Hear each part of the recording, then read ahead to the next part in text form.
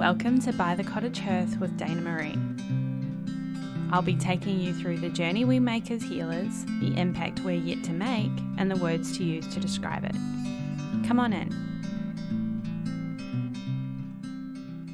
Hey, welcome to episode 4 of the By the Cottage Hearth podcast. I am your host, Dana Maree, and today I want to be talking about respecting your own boundaries.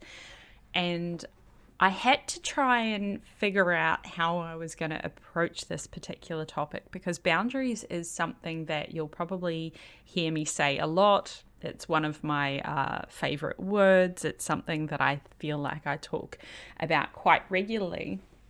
But I don't necessarily want to go at it from the why you should have boundaries with other people angle, because as much as that's true, I think one of the people who betray your boundaries the most is going to be you, which is why I want to start there. So let's go back to why we struggle as healers, because this is our lens. Why do we struggle to create and then reinforce boundaries? If you look at the way that we feel compelled to help other people, and this is going to call some people out, but there might be someone who comes to you, and even if the problem that they're dealing with is something you wouldn't typically work with, it's not your niche, your anchor, it's not your business model, but there's this person in front of you that needs help. There's so many of us, and I've been there before, and I now have boundaries in place around it. So many of us would go, give me 5 minutes, I will figure out an offer for you. I will figure out a way to help you with this, even if it's not in a business context. If someone comes to you and it's not your zone of genius and they say, I don't know how to figure this out, chances are, my fellow healer, you're going to say, I can help you figure that out. I'll help you fix it. I've got no idea. I'm probably going to have to watch 5 YouTube videos and download a tutorial, but I will help you fix it. At our core, we can't bloody help ourselves, right? It's in there, deep into our psyche, into our soul calling. We can't help ourselves.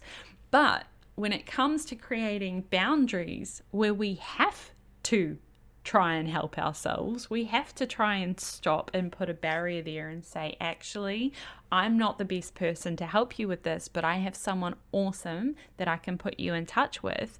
We find that really hard at the start, because it's almost like we want to take responsibility. We want to wrap this person, bundle them all up, and help take all of the pain and troubles away. So if we have a boundary there, a loose boundary that we've said we've got there, and then someone comes up and they start testing that boundary, it's really hard for us to not make an exception for that one person, to not let that person go this time, but next time I'll reinforce that boundary. Unless, of course, the person you've just helped tells everyone else that you do that thing, and now they're all coming to you and you are going to have to choose. Well, do I reinforce my boundary now, or do I go, oh, actually I was meant to take Friday off as a rest and recuperate day, but you really need help, so it's okay, I've got time, I'll just schedule you in on that day, because me time isn't really a booking. That's flexible. If you feel called out on these, you're welcome. It is definitely something you should be looking at. The idea of letting someone down can be crushing. It can be triggering.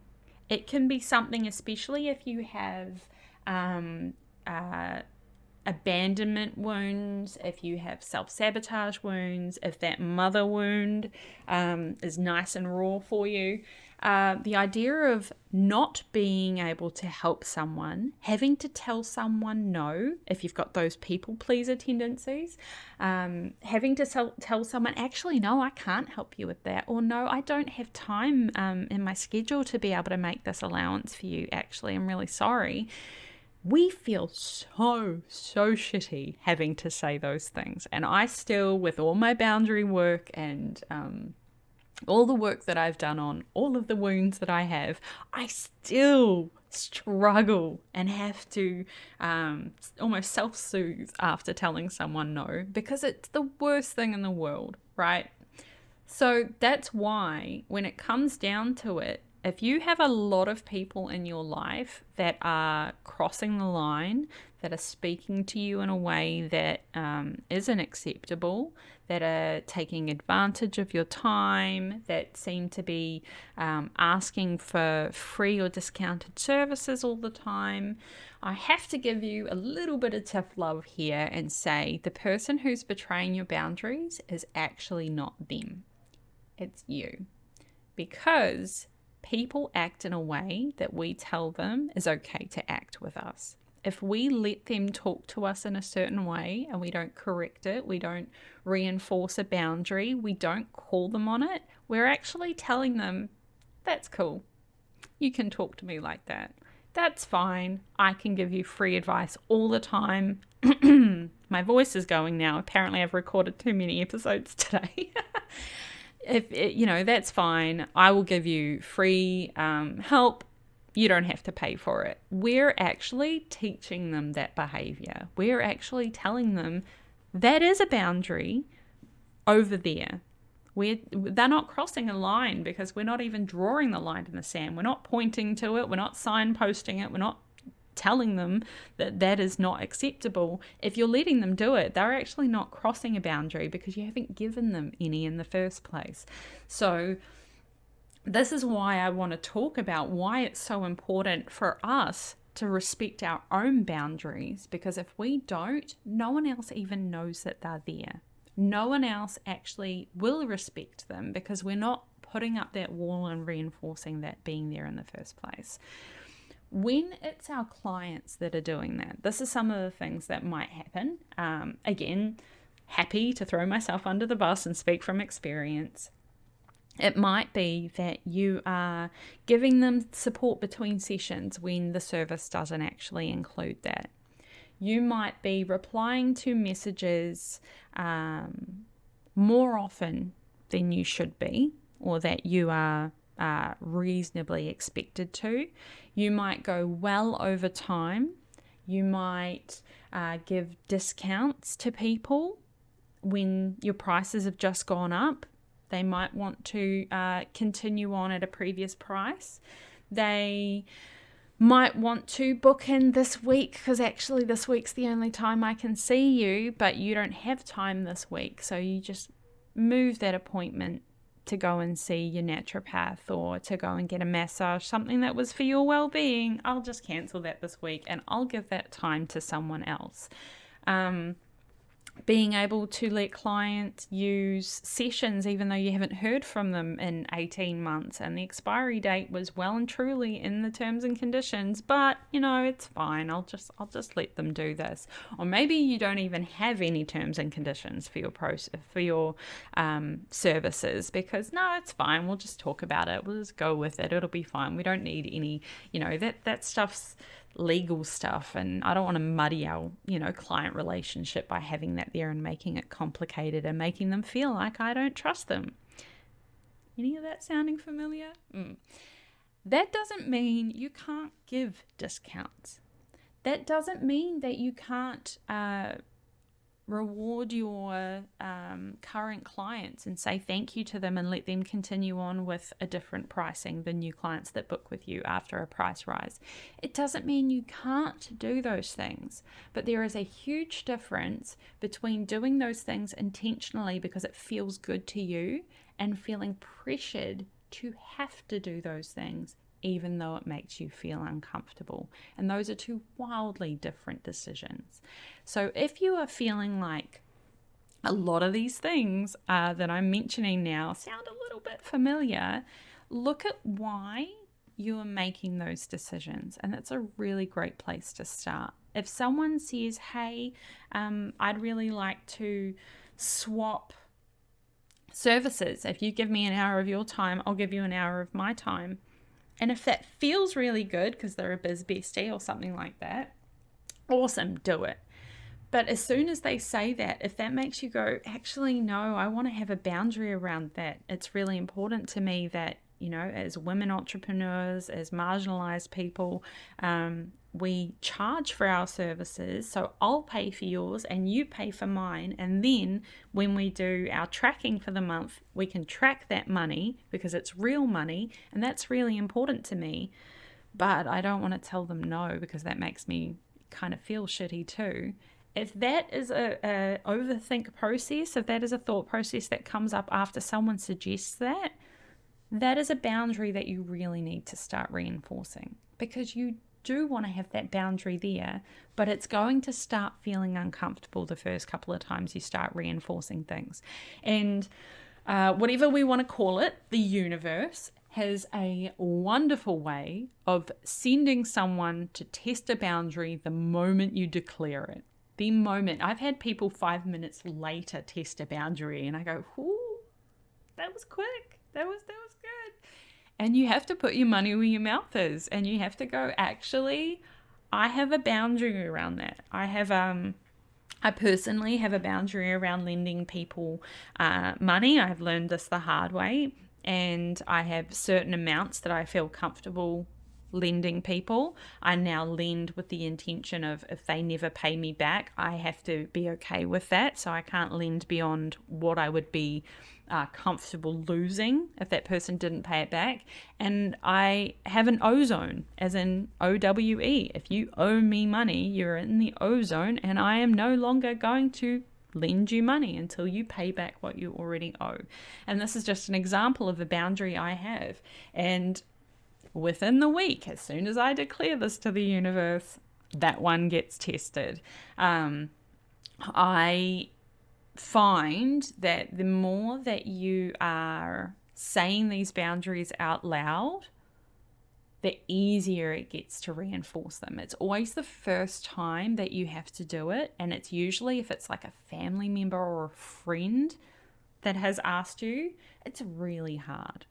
It can be really hard because you feel like you're a bitch.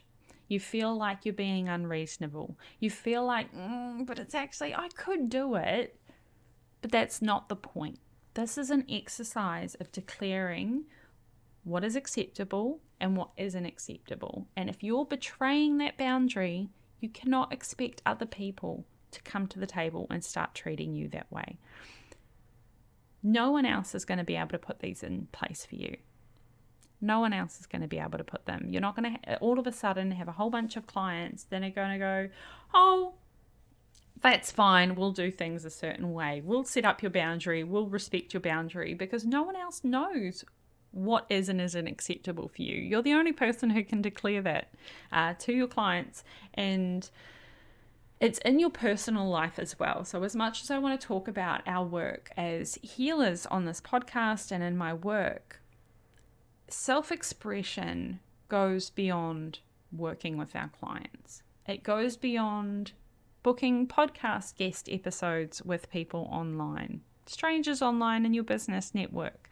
It goes down to the relationship you have with your partners, the relationships that you have with your kids, with your friends, with your family. So in your personal life, it's not just about having boundaries with clients about what behavior is and isn't acceptable. Does your partner have a joke that they tell that's actually been bothering you for the last 10 years? And it actually hurts your feelings. But because you've been letting it go for the last 10 years, you think, it's unreasonable to say something now. No, it's not. You can create and you can uphold a boundary any day, anytime, no matter how long that behavior's been going. Just because you've accepted something before, it doesn't mean you're no longer allowed to put your hand up and say that's not acceptable, or I'm not comfortable. It doesn't even have to be a that's not acceptable.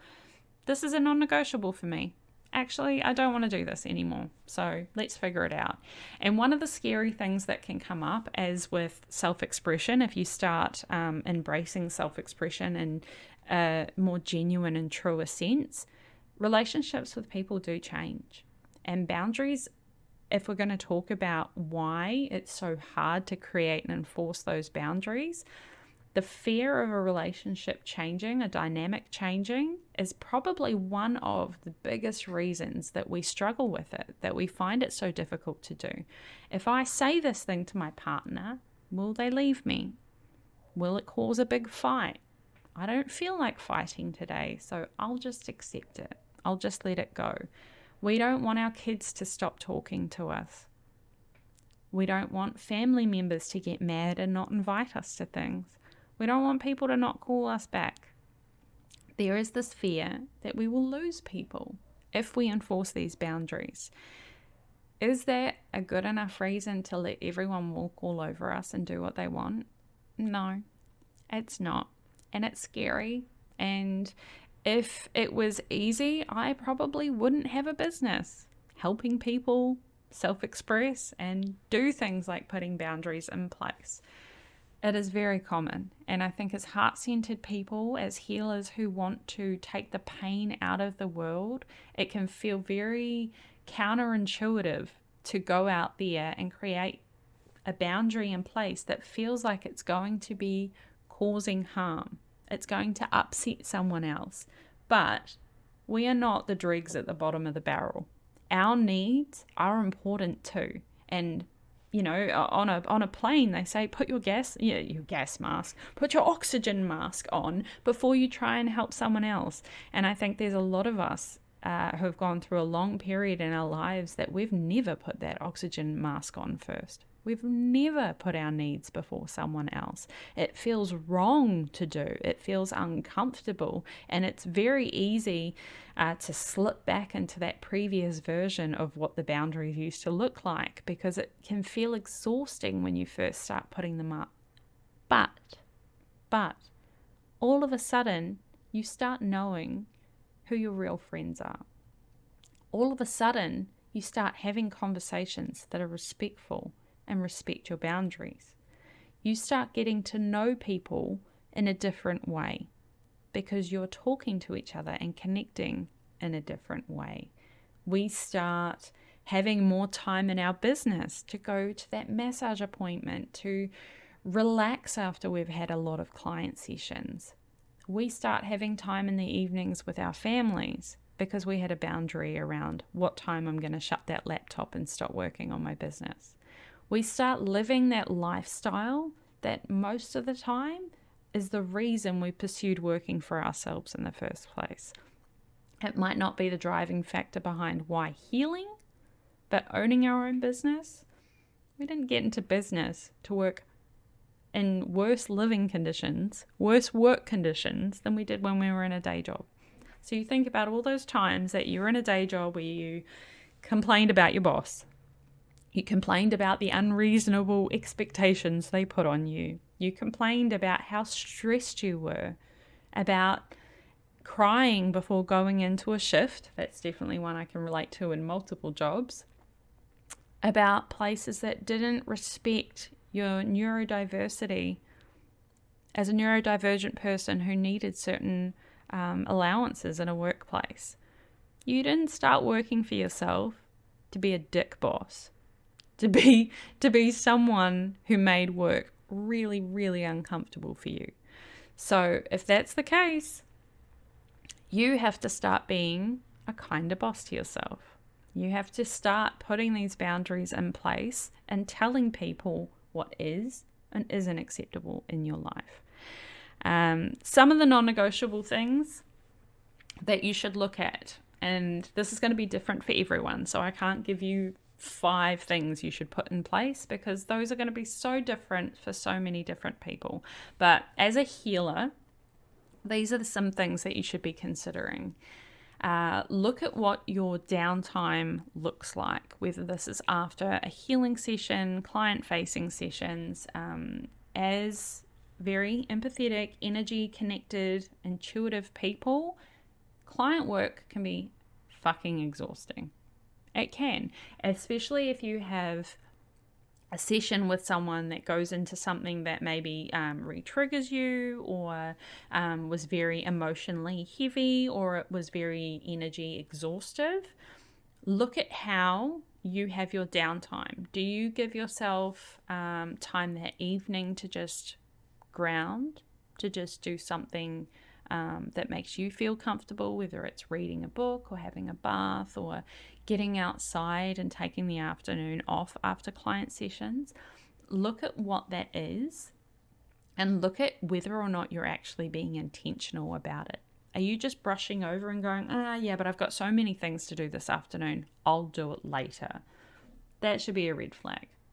I don't have time for self-care, for giving myself a chance to refill my cup. Newsflash, if you keep trying to pour out of an empty cup, out of an empty jug, you're going to be banging the bottom of it, wondering why you have no energy left to do anything else. You're not refilling it. So from a logical standpoint, refill your cups, please. Another thing might be taking on clients that make you feel incredibly uncomfortable because of the money. Now, this one is really difficult because when you're in the position in your business, whether you're just starting out and you're just booking your first clients, or it's been a hard month and you haven't booked clients for a little bit and you need the money to pay that bill, it can be really tempting to just book that client. It could be really tempting to just go, I'll just do this session. I need the money right now. But you're telling the universe that your boundaries don't matter. You're telling yourself that you don't matter. And think about the last time you had one of those clients where the energy was really off. Could you do sessions after that session? Or did the energy throw you so out of whack it threw you out the rest of the day or even a couple of days? So you had to cancel a session with someone that you would have loved to work with. Or maybe you didn't book any clients on those days because you just didn't have it in you. So look at what the energetic cost is, the emotional cost of seeing these clients. Because as much as the money might look good on the surface, there is usually a higher cost to that. And when we are, as healers, working with our energy, when we are putting so much of ourselves out on the line to do this work, we have to be so mindful about the impact that that has. Did you have an awesome family day planned with your family, and because you did that session with that person in the morning, you're a grumpy bitch for the rest of the day? And it's no one's fault. It's just the mood that you got put in because you did that client session, and now the rest of the day is ruined and you feel guilty and your kids are cranky, and that the energetic cost can be really high. So if you are in a habit of booking these sessions, and those seem to be like the only ones you're getting right now, look at what it might do if you said no to them and you called in clients that made you feel good, that you loved working with. I love my clients. I don't have a single client that I look at and go, I don't want to talk to that person.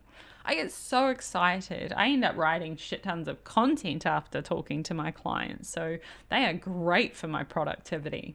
We cry together. I usually make them cry more, but some of them, I'll admit, some of them get me when it's pulling a particular thread. And I love the work that I have, but I also am very intentional about my boundaries, that by usually 2:00 in the afternoon, I'm done. I need a nap. I chuck a hypnosis track in. I've got wonderful access to, if you don't know about Christine Collins, shout out. Her hypno library has been absolutely fantastic.